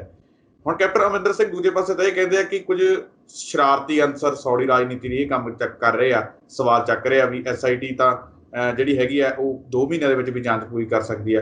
ਤੇ ਦੂਜੇ ਪਾਸੇ ਕੈਪਟਨ ਅਮਰਿੰਦਰ ਸਿੰਘ ਦੇ ਹੀ ਕਰੀਬੀ ਜਿਹੜੇ ਸਾਥੀ ਆ, ਉਹ ਵੀ ਇਹੀ ਗੱਲ ਕਹੀ ਜਾ ਰਿਹਾ ਕਿ ਸਾਨੂੰ SIT ਦਾ ਸਮਾਂ ਘਟਾ ਲੈਣਾ ਚਾਹੀਦਾ, ਜਾਂ ਫਿਰ ਕੈਪਟਨ ਅਮਰਿੰਦਰ ਸਿੰਘ ਆਪਣੇ ਕਰੀਬੀ ਸਾਥੀਆਂ ਨੂੰ ਵੀ ਜਿਹੜਾ ਹੈਗਾ ਪੂਰੀ ਗੱਲਬਾਤ ਨਹੀਂ ਦੱਸ ਰਹੇ SIT ਦੇ ਮਾਮਲੇ ਦੇ ਵਿੱਚ, ਇੰਨੇ ਸੀਨੀਅਰ ਮੰਤਰੀ ਨੂੰ ਵੀ ਨਹੀਂ ਪਤਾ ਵੀ ਕੀ ਹੋ ਰਿਹਾ, ਜਾਂ ਫਿਰ ਕੈਪਟਨ ਅਮਰਿੰਦਰ ਸਿੰਘ ਦੇ ਉੱਪਰ ਹੁਣ ਉਹਨਾਂ ਦੇ ਆਪਣੇ ਵੀ ਸਵਾਲ ਚੁੱਕਣ ਲੱਗੇ ਨੇ। ਕਿਵੇਂ ਦੇਖਦੇ ਸੁਖਵਿੰਦਰ ਜੀ? ਦੇਖੋ, ਇਸ ਵੇਲੇ ਤ੍ਰਿਪਤ ਰਜਿੰਦਰ ਸਿੰਘ ਜੀ ਬਾਜਵਾ, ਜੇ ਆਪਾਂ ਕਹੀਏ ਕਿ ਕੈਪਟਨ ਸਾਹਿਬ ਤੋਂ ਜੇ ਦੂਜੇ ਨੰਬਰ ਤੇ ਕੋਈ ਤਾਕਤਵਰ ਲੀਡਰ ਹੈ ਕਾਂਗਰਸ ਦੇ ਵਿੱਚ, ਇਸ ਵੇਲੇ ਸਰਕਾਰ ਦੇ ਵਿੱਚ, ਤਾਂ ਉਹ ਤ੍ਰਿਪਤ ਰਜਿੰਦਰ ਸਿੰਘ ਬਾਜਵਾ ਜੀ ਨੇ। ਜੇ ਬਾਜਵਾ ਜੀ ਨੂੰ ਇਹਨਾਂ ਗੱਲਾਂ ਦਾ ਨਹੀਂ ਪਤਾ, ਜੇ ਬਾਜਵਾ ਜੀ ਨੂੰ ਇਹ ਗੱਲਾਂ ਨਹੀਂ ਸਮਝਾਈਆਂ ਜਾ ਰਹੀਆਂ, ਨਹੀਂ ਦੱਸਿਆ ਜਾ ਰਿਹਾ, ਔਰ ਬਾਜਵਾ ਜੀ ਆਪ ਇਹ ਗੱਲ ਮੰਨ ਰਹੇ ਨੇ ਕਿ ਭਾਈ 2 ਮਹੀਨੇ ਦਾ ਸਮਾਂ ਕਾਫੀ ਹੁੰਦਾ ਹੈ, ਸੋ ਇਸ ਕਰਕੇ ਇਹ ਸਵਾਲ ਜਿਹੜੇ ਬਣਨੇ ਕੁਦਰਤੀ ਨੇ। ਸੋ ਮੈਂ ਇਹ ਕਹਿਣਾ ਚਾਹੁੰਦਾ ਕਿ ਤ੍ਰਿਪਤ ਰਜਿੰਦਰ ਸਿੰਘ ਬਾਜਵਾ ਜੀ ਨੇ ਸਹੀ ਸਵਾਲ ਉਠਾਇਆ। ਤਾਂ ਹੁਣ ਕੀ ਜਿਹੜੇ ਇਹ ਬਿਆਨ ਆਇਆ ਹੈ, ਕੀ ਤ੍ਰਿਪਤ ਰਜਿੰਦਰ ਸਿੰਘ ਜੀ ਇੱਕ ਸ਼ਰਾਰਤੀ ਅਨਸਰ ਬਣਦੇ ਆ? ਇਹ ਸਵਾਲ ਪੁੱਛਣ ਵਾਲਾ ਹੈ। ਸੋ ਇਸ ਕਰਕੇ ਇਹ ਜਿਹੜਾ ਹੈਗਾ, ਇਹਦਾ ਮਤਲਬ ਇਹੀ ਹੈ ਕਿ ਕੈਪਟਨ ਸਾਹਿਬ ਆਪਣੇ ਮੰਤਰੀਆਂ ਨਾਲ ਜਾਂ ਆਪਣੇ MLA ਸਾਹਿਬਾਨ ਨਾਲ ਜਾਂ ਹੋਰ ਜਿਹੜਾ ਸਰਕਾਰੀ ਤੰਤਰ ਹੈ ਉਹਨਾਂ ਦੇ ਨਾਲ ਕੋਈ ਸਲਾਹ ਮਸ਼ਵਰਾ ਨਹੀਂ ਹੋ ਰਿਹਾ, ਔਰ ਇੱਥੋਂ ਇਹੀ ਲੱਗਦਾ ਹੈ ਕਿ ਇਹ ਜਿਹੜੀ ਸਿੱਟ ਹੈ ਜਿਹੜੀ ਨਵੀਂ ਬਣਾਈ ਗਈ ਹੈ, ਇਹਦੇ ਬਾਰੇ ਕੋਈ ਗੰਭੀਰਤਾ ਸਾਨੂੰ ਜਿਹੜੀ ਹੈਗੀ ਹੈ ਕੈਪਟਨ ਸਾਹਿਬ ਦੀ ਨੀਤ ਔਰ ਨੀਤੀ ਦੇ ਵਿੱਚ ਕੋਈ ਨਜ਼ਰ ਨਹੀਂ ਆ ਰਹੀ। ਇਸੇ ਕਰਕੇ ਇਦਾਂ ਦੇ ਸਵਾਲ ਉਹਨਾਂ ਦੀ ਆਪਣੀ ਸਰਕਾਰ ਦੇ ਵਿੱਚੋਂ, ਔਰ ਖਾਸ ਤੌਰ ਤੇ ਆਪਣੇ ਜਿਹੜੇ ਬਹੁਤ ਹੀ ਕਰੀਬੀ, ਮੈਨੂੰ ਲੱਗਦਾ ਕਿ ਸਭ ਤੋਂ ਕਰੀਬੀ ਜਿਹੜੇ ਮਿਨਿਸਟਰ ਨੇ, ਉਹ ਵੀ ਉਠਾ ਰਹੇ ਨੇ। ਸੋ ਇਹ ਮੈਨੂੰ ਲੱਗਦਾ ਹੈ ਕਿ ਕੈਪਟਨ ਸਾਹਿਬ ਦੀ ਜਿਹੜੀ ਇੱਕ ਲੱਗਦਾ ਨਾ ਕਿ ਇੱਕ ਕੈਪਟਨ ਨੂੰ ਕੰਟਰੋਲ ਹੁੰਦਾ, ਕੈਪਟਨ ਦਾ ਸਰਕਾਰ ਦੇ ਉੱਤੇ, ਕੈਪਟਨ ਨੂੰ ਹਰ ਚੀਜ਼ ਦਾ ਪਤਾ ਹੁੰਦਾ, ਜਿਹੜਾ ਵੀ ਕੈਪਟਨ ਹੁੰਦਾ, ਕੋਈ ਵੀ ਮੁੱਖ ਮੰਤਰੀ ਹੁੰਦਾ, ਤਾਂ ਇਹਦਾ ਮਤਲਬ ਇਹ ਹੈ ਕਿ ਮੁੱਖ ਮੰਤਰੀ ਸਾਹਿਬ ਜਿਹੜੇ ਨੇ ਉਹ ਇਸ ਨੂੰ ਬਹੁਤ ਹਲਕੇ 'ਚ ਲੈ ਰਹੇ ਨੇ, ਬਹੁਤ ਗੰਭੀਰਤਾ ਨਾਲ ਨਹੀਂ ਲੈ ਰਹੇ। ਸੋ ਇਹੀ ਨਤੀਜਾ ਨਿਕਲ ਰਿਹਾ ਕਿ ਵੱਖ-ਵੱਖ ਜਿਹੜੇ ਮੈਂਬਰ ਸਾਹਿਬਾਨ ਨੇ, ਵੱਖ-ਵੱਖ ਜਿਹੜੇ ਮਿਨਿਸਟਰ ਸਾਹਿਬਾਨ ਨੇ, ਵੱਖ-ਵੱਖ ਨੇਤਾ ਜਿਹੜੇ ਲੋਕ ਨੇ, ਉਹ ਲਗਾਤਾਰ ਇਹਦੇ ਉੱਤੇ ਸਵਾਲ ਜਿਹੜੇ ਨੇ ਚੁੱਕ ਰਹੇ ਨੇ। ਸੋ ਇਸੇ ਕਰਕੇ ਜਿਹੜੀਆਂ ਚੀਜ਼ਾਂ ਵਾਪਰ ਰਹੀਆਂ ਨੇ। ਜੀ ਸੁਖਵਿੰਦਰ ਜੀ। ਦੂਜੇ ਪਾਸੇ ਹੁਣ ਜਿਹੜੇ ਵੱਧਦੇ ਕਰੋਨਾ ਦੇ ਮਾਮਲਿਆਂ ਨੂੰ ਲੈ ਕੇ ਇੱਕ ਪਾਸੇ ਪੰਜਾਬ ਸਰਕਾਰ, ਲੋਕ ਵੀ ਆ ਜਿਹੜੇ, ਉਹ ਵੀ ਜਿਹੜੇ ਕੇਂਦਰ ਸਰਕਾਰ ਹੈ, ਉਹ ਵੀ ਜਿਹੜੀ ਪੂਰਾ ਵਰਲਡ ਹੀ ਆਪਾਂ ਕਹਿ ਸਕਦੇ ਕਰੋਨਾ ਮਹਾਮਾਰੀ ਦੇ ਕਾਰਨ ਚਿੰਤਤ ਹੈ। ਤਾਂ ਦੂਜੇ ਪਾਸੇ ਪੰਜਾਬ ਦਾ ਜਿਹੜਾ ਮੈਡੀਕਲ ਸਟਾਫ ਹੈ, ਉਹ ਬਹੁਤ ਥਾਈਂ ਜਿਹੜਾ ਹੈਗਾ ਉਹ ਧਰਨਿਆਂ ਤੇ ਚਲਿਆ ਗਿਆ, ਉਹ ਹੜਤਾਲ ਤੇ ਚਲਿਆ ਗਿਆ। ਤਾਂ ਸਰਕਾਰ ਦੇ ਵੱਲੋਂ ਜਿਹੜਾ ਹੈ ਉਹਨਾਂ ਨੂੰ ਧਮਕੀ ਦਿੱਤੀ ਗਈ ਹੈ ਕਿ ਜੇਕਰ ਤੁਸੀਂ ਅੱਜ ਵਾਪਸ ਡਿਊਟੀ ਤੇ ਨਾ ਪਰਤੇ ਤਾਂ ਤੁਹਾਨੂੰ ਜਿਹੜਾ ਨੌਕਰੀ ਤੋਂ ਜਿਹੜਾ ਹਟਾ ਦਿੱਤਾ ਜਾਊਗਾ। ਤਾਂ ਦੂਜੇ ਪਾਸੇ ਨਵਜੋਤ ਕੌਰ ਸਿੱਧੂ ਦਾ ਵੀ ਬਿਆਨ ਆਉਂਦਾ, ਉਹ ਕਹਿੰਦੇ ਕਿ ਤੁਸੀਂ ਡਾਕਟਰਾਂ ਦੀਆਂ ਸਮੱਸਿਆਵਾਂ ਕਿਵੇਂ ਸਮਝੋਗੇ? ਡਾਕਟਰਾਂ ਨੂੰ ਵੀ ਬਹੁਤ ਸਾਰੀਆਂ ਪ੍ਰੋਬਲਮਾਂ ਆਉਂਦੀਆਂ ਨੇ, ਬੜੇ ਸੌਖੇ ਹੁੰਦੇ ਆ ਕਹਿੰਦੇ ਡਾਕਟਰ ਸਟਾਫ ਦੇ ਉੱਪਰ ਜਿਹੜੇ ਸਵਾਲ ਚੁੱਕਣੇ, ਪਰ ਉਹਨਾਂ ਦੀਆਂ ਜਿਹੜੀਆਂ ਲੋੜਾਂ ਅਜਿਹੀ ਸਥਿਤੀ ਦੇ ਵਿੱਚ ਹੋਣੀਆਂ ਚਾਹੀਦੀਆਂ ਨੇ ਪੂਰੀਆਂ, ਉਹ ਲੋੜਾਂ ਜੇ ਨਹੀਂ ਕੀਤੀਆਂ ਜਾਣਗੀਆਂ ਤਾਂ ਫਿਰ ਉਹ ਕਿਵੇਂ ਨੌਕਰੀ ਕਰਨਗੇ, ਕਿਵੇਂ ਜਿਹੜਾ ਲੋਕਾਂ ਦਾ ਇਲਾਜ ਕਰਨਗੇ? ਉਹਨਾਂ ਦੀ ਆਪਣੀ ਵੀ ਤਾਂ ਸੇਫਟੀ ਚਾਹੀਦੀ ਹੈ ਨਾ। ਤਾਂ ਕਿਵੇਂ ਦੇਖਦੇ ਹੋ ਕਿ ਨਵਜੋਤ ਸਿੰਘ ਸਿੱਧੂ ਤੋਂ ਬਾਅਦ ਹੁਣ ਨਵਜੋਤ ਕੌਰ ਸਿੱਧੂ ਨੇ ਜਿਹੜੇ ਆ ਉਹ ਪੰਜਾਬ ਸਰਕਾਰ ਦੇ ਤੰਤਰ ਦੇ ਉੱਪਰ ਸਵਾਲ ਚੁੱਕ ਦਿੱਤੇ ਨੇ, ਉਹਨਾਂ ਦੇ ਕੰਮਕਾਜ ਦੇ ਸਟਾਈਲ ਦੇ ਸਵਾਲ ਚੁੱਕ ਦਿੱਤੇ ਨੇ, ਆਪਣੇ ਮੁਲਾਜ਼ਮਾਂ ਨੂੰ, ਆਪਣੇ ਡਾਕਟਰਾਂ ਨੂੰ ਜਿਹੜੀ ਸਹੀ ਸਹੂਲਤ ਜਿਹੜੀ ਆ ਨਾ ਦੇਣ ਦੇ ਉੱਪਰ ਸਵਾਲ ਖੜੇ ਕਰ ਦਿੱਤੇ ਨੇ। ਕਿਵੇਂ ਦੇਖਦੇ ਹੋ? ਸੁਖਵਿੰਦਰ ਜੀ, ਦੇਖੋ, ਜਿਹੜੇ ਨਵਜੋਤ ਕੌਰ ਸਿੱਧੂ ਨੇ, ਇਹ ਖੁਦ ਇੱਕ ਡਾਕਟਰ ਨੇ, ਬਹੁਤ ਅੱਛੇ ਪੰਜਾਬ ਦੇ ਵਿੱਚ ਡਾਕਟਰ ਇਹਨਾਂ ਦੇ ਆਪਣੇ ਲੰਮੇ ਸਮੇਂ ਤੋਂ ਰਹੇ ਨੇ, ਔਰ ਪਟਿਆਲੇ ਦੇ ਵਿੱਚ ਵੀ ਕਾਰਜਸ਼ੀਲ ਰਹੇ ਨੇ। ਔਰ ਡਾਕਟਰਾਂ ਬਾਰੇ ਇਹ ਗੱਲ ਕਹਿਣੀ ਕੁਦਰਤੀ ਗੱਲ ਹੈ, ਕਿਉਂਕਿ ਜਿਹੜਾ ਤੁਹਾਡਾ ਪ੍ਰੋਫੈਸ਼ਨ ਹੁੰਦਾ ਹੈ ਫਿਰ ਤੁਸੀਂ ਆਪਣੇ ਪ੍ਰੋਫੈਸ਼ਨਲ ਬਾਰੇ ਜਿਹੜਾ ਹੈਗਾ ਬਹੁਤ ਅੱਛੀ ਗੱਲ ਕਰ ਸਕਦੇ ਹੋ। ਸੋ ਉਹਨਾਂ ਨੇ ਗੱਲ ਰੱਖੀ ਹੈ। ਔਰ ਤੁਸੀਂ ਦੇਖਿਆ ਹੋਵੇਗਾ ਸੁਖਵਿੰਦਰ ਜੀ ਕਿ ਪਿਛਲੇ ਸਾਲ ਜਦੋਂ ਫਸਟ ਵੇਵ ਕਰੋਨਾ ਦੀ ਆਈ ਸੀਗੀ, ਉਦੋਂ ਵੀ ਡਾਕਟਰਾਂ ਨੇ, ਨਰਸਾਂ ਨੇ ਜਾਂ ਹੋਰ ਜਿਹੜੇ ਮੈਡੀਕਲ ਮੁਲਾਜ਼ਮ ਸੀਗੇ, ਉਹਨਾਂ ਨੇ ਲਗਾਤਾਰ ਹੜਤਾਲਾਂ ਵੀ ਕੀਤੀਆਂ ਔਰ ਵਿਰੋਧ ਪ੍ਰਦਰਸ਼ਨ ਵੀ ਹੋਏ, ਕਿਟਾਂ ਨੂੰ ਲੈ ਕੇ ਹੋਏ ਔਰ ਦਵਾਈਆਂ ਨੂੰ ਲੈ ਕੇ ਹੋਏ, ਡਾਕਟਰਾਂ ਦੀ ਜਿਹੜੀ ਹੋਰ ਜਿਹੜੀਆਂ ਸਹੂਲਤਾਂ ਨੇ ਉਹਨਾਂ ਨੂੰ ਲੈ ਕੇ ਹੋਏ। ਸੋ ਬੇਸ਼ੱਕ ਇਹ ਸਮੱਸਿਆਵਾਂ ਇਸ ਵੇਲੇ ਜਿਹੜੀਆਂ ਨਹੀਂ ਸੀ, ਆਪਾਂ ਕਹਿੰਦੇ ਹਾਂ ਕਿ ਮਹਾਮਾਰੀ ਹੈਗੀ ਹੈ, ਪਰ ਸਵਾਲ ਇਹ ਪੈਦਾ ਹੁੰਦਾ ਹੈ ਕਿ ਸਰਕਾਰ ਦੀ ਜ਼ਿੰਮੇਵਾਰੀ ਕੀ ਹੈ ਇੱਥੇ।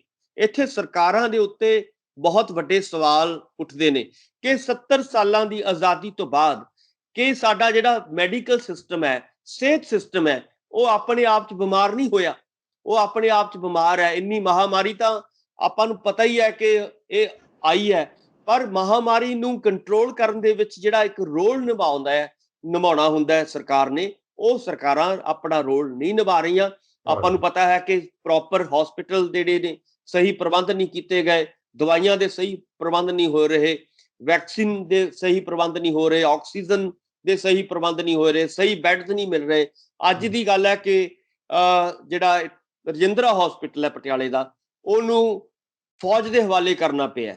ਸੋ ਇਸ ਕਰਕੇ ਇੱਥੋਂ ਤੱਕ ਨੌਬਤ ਜਿਹੜੀ ਹੈਗੀ ਆ ਚੁੱਕੀ ਹੈ। ਇਹ ਸਾਰੀਆਂ ਇਸ ਲਈ ਨੌਬਤ ਆਈ ਹੈ ਕਿਉਂਕਿ ਅਸੀਂ 70 ਸਾਲਾਂ ਦੀ ਆਜ਼ਾਦੀ ਤੋਂ ਬਾਅਦ ਸਿਹਤ ਔਰ ਸਿੱਖਿਆ ਬਾਰੇ ਜਿਹੜੀਆਂ ਬੁਨਿਆਦੀ ਲੋੜਾਂ ਨੇ, ਆਪਾਂ ਪਹਿਲਾਂ ਵੀ ਗੱਲ ਹੁੰਦੀ ਰਹਿੰਦੀ ਹੈ, ਇਹਨਾਂ ਬਾਰੇ ਸਰਕਾਰਾਂ ਨੇ ਕੁਝ ਨਹੀਂ ਕੀਤਾ ਔਰ ਸਿਰਫ ਕੀ ਕੀਤਾ ਕਿ ਪ੍ਰਾਈਵੇਟ ਨੂੰ ਬੜਾਵਾ ਦਿੱਤਾ।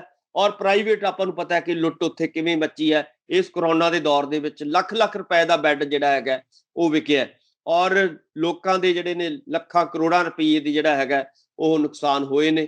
ਸੋ ਦੂਜੇ ਪਾਸੇ ਕੀ ਹੁੰਦਾ ਹੈ ਕਿ ਸਰਕਾਰ ਨੇ ਸਿਰਫ ਲੋਕਡਾਊਨ ਨਹੀਂ ਕਰਨਾ ਹੁੰਦਾ। ਜਦੋਂ ਆਪਾਂ ਦੇਖਦੇ ਹਾਂ ਕਿ ਪਿਛਲੇ ਦਿਨਾਂ ਦੇ ਵਿੱਚ ਲਗਾਤਾਰ ਜਿਹੜਾ ਹੈਗਾ ਪਾਬੰਦੀਆਂ ਲਾਈਆਂ ਜਾ ਰਹੀਆਂ ਨੇ, ਸਰਕਾਰ ਨੇ ਗਰੀਬਾਂ ਨੂੰ, ਕਿਸਾਨਾਂ ਨੂੰ, ਮਜ਼ਦੂਰਾਂ ਨੂੰ, ਉਹਨਾਂ ਦੀ ਸੁਰੱਖਿਆ ਦੇ ਲਈ, ਉਹਨਾਂ ਨੂੰ ਰੋਜ਼ਾਨਾ ਭੋਜਨ ਦੇਣ ਦੇ ਲਈ, ਉਹਨਾਂ ਨੂੰ ਰੁਜ਼ਗਾਰ ਦੇਣ ਦੇ ਲਈ ਉਹਦਾ ਵੀ ਪ੍ਰਬੰਧ ਕਰਨਾ ਹੁੰਦਾ ਹੈ। ਚਾਹੇ ਸਾਡੇ ਆਟੋ ਰਿਕਸ਼ੇ ਵਾਲੇ ਨੇ, ਚਾਹੇ ਸਾਡੇ ਛੋਟੇ ਦੁਕਾਨਦਾਰ ਨੇ, ਚਾਹੇ ਸਾਡਾ ਛੋਟਾ ਕਿਸਾਨ ਹੈ, ਜੇ ਅਸੀਂ ਉਹਨਾਂ ਦੀ ਪਰਵਾਹ ਨਹੀਂ ਕਰਾਂਗੇ ਤਾਂ ਸਾਡੀ ਜਿਹੜੀ ਸਰਕਾਰ ਹੈ ਉਹ ਕਿਸ ਨਾਮ ਦੀ? ਕੀ ਲੋਕਤੰਤਰ ਇਸ ਲਈ ਹੈ ਕਿ ਸਿਰਫ ਉਹਨਾਂ ਤੋਂ ਵੋਟਾਂ ਲੈ ਲਓ ਤੇ ਮੁੜ ਕੇ ਉਹਨਾਂ ਨੂੰ ਪੁੱਛੋ ਹੀ ਨਾ? ਸੋ ਇਸ ਕਰਕੇ ਇਸ ਵੇਲੇ ਕਰੋਨਾ ਮਹਾਮਾਰੀ ਦੌਰ ਦੇ ਵਿੱਚ ਜਿੱਥੇ ਡਾਕਟਰਾਂ ਦੀਆਂ ਸਮੱਸਿਆਵਾਂ ਨੇ, ਉੱਥੇ ਨਰਸਾਂ ਦੀਆਂ ਵੀ ਸਮੱਸਿਆਵਾਂ ਨੇ, ਉੱਥੇ ਮੈਡੀਕਲ ਅਮਲੇ ਦੀਆਂ ਵੀ ਸਮੱਸਿਆਵਾਂ ਬਹੁਤ ਵੱਡੀਆਂ ਨੇ, ਉੱਥੇ ਛੋਟੇ ਵਪਾਰੀ ਦੀਆਂ ਵੀ ਸਮੱਸਿਆਵਾਂ ਨੇ, ਉੱਥੇ ਜਿਹੜੀਆਂ ਦੁਕਾਨਦਾਰਾਂ ਦੀਆਂ ਦੁਕਾਨਾਂ ਬੰਦ ਹੋਈਆਂ ਪਈਆਂ ਨੇ ਉਹਨਾਂ ਦੀਆਂ ਵੀ ਸਮੱਸਿਆਵਾਂ ਨੇ, ਉੱਥੇ ਜਿਹੜੀਆਂ ਨੇ ਛੋਟਾ ਵਪਾਰੀ ਹੈ ਉਹ ਵਿਚਾਰੇ ਦਾ ਵਪਾਰ ਖਤਮ ਹੋ ਚੁੱਕਿਆ। ਸੋ ਕਹਿਣ ਦਾ ਮਤਲਬ ਹੈ ਕਿ ਪੂਰੇ ਪੰਜਾਬ ਦੇ ਜਿਹੜੇ ਵੱਖ-ਵੱਖ ਖੇਤਰ ਨੇ, ਵੱਖ-ਵੱਖ ਵਰਗ ਨੇ, ਉਹ ਇਸ ਵੇਲੇ ਵੱਡੇ ਸੰਕਟ ਚੋਂ ਗੁਜ਼ਰ ਰਹੇ ਨੇ। ਕਿੱਥੇ ਤਾਂ ਸਰਕਾਰ ਨੂੰ ਅੱਗੇ ਆ ਕੇ ਇਹਨਾਂ ਦੀ ਬਾਂਹ ਫੜਨੀ ਚਾਹੀਦੀ ਸੀਗੀ। ਜਿਵੇਂ ਮੈਂ ਇੱਥੇ ਦਿੱਲੀ ਦੀ ਐਗਜ਼ਾਮਪਲ ਦਿੰਦਾ, ਕਈ ਦਰਸ਼ਕਾਂ ਨੂੰ ਹੋ ਸਕਦਾ ਕਿ ਇਹ ਸਮਝ ਨਾ ਪਾਉਣ। ਦਿੱਲੀ ਦੇ ਵਿੱਚ ਉਹਨਾਂ ਨੇ ਕੀ ਕੀਤਾ ਕਿ ਹਰ ਟੈਕਸੀ ਡਰਾਈਵਰ ਨੂੰ, ਹਰ ਆਟੋ ਰਿਕਸ਼ਾ ਚਾਲਕ ਨੂੰ ਉਹਨਾਂ ਨੇ ਕਿਹਾ ਕਿ ਅਸੀਂ 5-5 ਹਜ਼ਾਰ ਰੁਪਇਆ ਮਹੀਨਾ ਤੁਹਾਡੇ ਖਾਤੇ 'ਚ ਪਾ ਦਾਂਗੇ। ਇਸੇ ਤਰ੍ਹਾਂ ਕੀ ਕੀਤਾ, ਦੂਜਾ ਜਿਹੜਾ ਸੀਗਾ, ਉਹਨਾਂ ਨੇ ਜਿਹੜੇ ਰਾਸ਼ਨ ਕਾਰਡ ਵਾਲੇ ਜਿਹੜੇ ਲੋਕ ਨੇ, ਗਰੀਬ ਲੋਕ ਜਿਹੜੇ ਹੁੰਦੇ ਆ, ਉਹਨਾਂ ਨੂੰ ਕਿਹਾ ਕਿ ਅਸੀਂ ਤੁਹਾਨੂੰ ਅਗਲੇ 6 ਮਹੀਨਿਆਂ ਦਾ ਜਿਹੜਾ ਰਾਸ਼ਨ ਹੈ ਪੱਕੇ ਤੌਰ ਤੇ ਹਰ ਮਹੀਨੇ ਤੁਹਾਨੂੰ ਦੇਵਾਂਗੇ। ਸੋ ਇਹ ਇੱਕ ਜਿਹੜੀ ਸਰਕਾਰ ਦੀ ਕਾਰਗੁਜ਼ਾਰੀ ਹੁੰਦੀ ਹੈ, ਸਰਕਾਰ ਦੀ ਜ਼ਿੰਮੇਵਾਰੀ ਹੁੰਦੀ ਹੈ। ਇਸ ਕਰਕੇ ਪੰਜਾਬ ਸਰਕਾਰ ਦੀ ਵੀ ਜ਼ਿੰਮੇਵਾਰੀ ਬਣਦੀ ਹੈ ਕਿ ਲੋਕਾਂ ਨੂੰ ਸਿਰਫ ਉਹਨਾਂ ਦੇ ਆਪਣੇ ਹਾਲਾਤ ਤੇ ਨਾ ਛੱਡੇ, ਡਾਕਟਰਾਂ ਨੂੰ ਆਪਣੇ ਹਾਲਾਤ ਤੇ ਨਾ ਛੱਡੇ, ਨਰਸਾਂ ਨੂੰ ਆਪਣੇ ਹਾਲਾਤ ਤੇ ਨਾ ਛੱਡੇ, ਉਹਨਾਂ ਦੀ ਬਾਂਹ ਫੜੇ, ਉਹਨਾਂ ਦੀ ਗੱਲ ਸੁਣੇ, ਉਹਨਾਂ ਦੀਆਂ ਸਮੱਸਿਆਵਾਂ ਸੁਣੇ। ਜਿਵੇਂ ਨਵਜੋਤ ਕੌਰ ਸਿੱਧੂ ਕਹਿ ਰਹੇ ਨੇ, ਇਹ ਗੱਲ ਬਿਲਕੁਲ ਠੀਕ ਹੈ ਕਿ ਉਹਨਾਂ ਦੀਆਂ ਬਹੁਤ ਸਾਰੀਆਂ ਸਮੱਸਿਆਵਾਂ ਨੇ, ਉਹਨਾਂ ਦੀ ਗੱਲ ਸੁਣੀ ਜਾਵੇ, ਉਹਨਾਂ ਦੀ ਗੱਲ ਜਿਹੜੀ ਹੈਗੀ ਸਮਝ ਕੇ ਉਹਨਾਂ ਦੀਆਂ ਸਮੱਸਿਆਵਾਂ ਦਾ ਹੱਲ ਹੋਣਾ ਚਾਹੀਦਾ। ਇਹ ਗੱਲ ਮੈਨੂੰ ਲੱਗਦਾ ਹੈ ਕਿ ਨਵਜੋਤ ਕੌਰ ਸਿੱਧੂ ਜਿਹੜੇ ਨੇ ਉਹ ਬਹੁਤ ਜੈਨੂਇਨ ਗੱਲ ਆਪਣੀ ਕਰ ਰਹੇ ਨੇ। ਮੈਂ ਇੱਥੇ ਹੋਰ ਨਾਲ ਜੋੜਨ ਦੀ ਇਹੀ ਗੱਲ ਕੀਤੀ ਹੈ ਕਿ ਸਿਰਫ ਡਾਕਟਰਾਂ ਦਾ ਨਹੀਂ, ਨਰਸਾਂ ਦਾ ਜਾਂ ਹੋਰ ਜਿਹੜੇ ਬਾਕੀ ਮੁਲਾਜ਼ਮ, ਬਾਕੀ ਜਿਹੜੇ ਲੋਕ ਨੇ, ਗਰੀਬ, ਮਜ਼ਦੂਰ, ਵਪਾਰੀ, ਛੋਟੇ, ਉਹਨਾਂ ਦੇ ਸਾਰੀਆਂ ਦੀਆਂ ਜਿਹੜੀਆਂ ਨੇ ਸਮੱਸਿਆਵਾਂ ਸੁਣ ਕੇ ਹੱਲ ਹੋਣਾ ਚਾਹੀਦਾ। ਇਹੀ ਅੱਜ ਸਮੇਂ ਦੀ ਲੋੜ ਹੈ ਸੁਖਵਿੰਦਰ ਜੀ। ਬਿਲਕੁਲ। ਤਾਂ ਡਾਕਟਰ ਸਾਹਿਬ, ਤੁਸੀਂ ਸਾਡੇ ਨਾਲ ਇਸ ਪ੍ਰੋਗਰਾਮ ਦੇ ਜੁੜੇ ਇਹਨਾਂ ਅਹਿਮ ਖਬਰਾਂ ਦੇ ਉੱਪਰ ਸਾਡੇ ਨਾਲ ਗੱਲਬਾਤ ਕੀਤੀ, ਤੁਹਾਡਾ ਬਹੁਤ ਬਹੁਤ ਧੰਨਵਾਦ। ਬਹੁਤ ਬਹੁਤ ਮਿਹਰਬਾਨੀ, ਸ਼ੁਕਰੀਆ, ਧੰਨਵਾਦ। ਤਾਂ ਇਹ ਸਨ ਡਾਕਟਰ ਭੀਮਿੰਦਰ ਸਿੰਘ ਜੀ, ਜਿਨ੍ਹਾਂ ਦੇ ਵੱਲੋਂ ਇਸ ਮਾਮਲੇ ਤੇ ਪੂਰੀ ਇਹਨਾਂ ਖਬਰਾਂ ਦੇ ਉੱਪਰ पूरी विस्तारपूर्वक साडे नाल गलबात की गई, विचार चर्चा की गई, अपने कीमती विचार दिते गए ने। उम्मीद करते हैं कि डॉक्टर साहब होना के विचार तुहानूं जरूर पसंद आए होणगे। दोबारा फिर मिलांगे खबर सवेर प्रोग्राम दे विच कुछ नवीं ते वड्डियां खबरां दे नाल। तद तक दिओ इजाजत। धन्नवाद।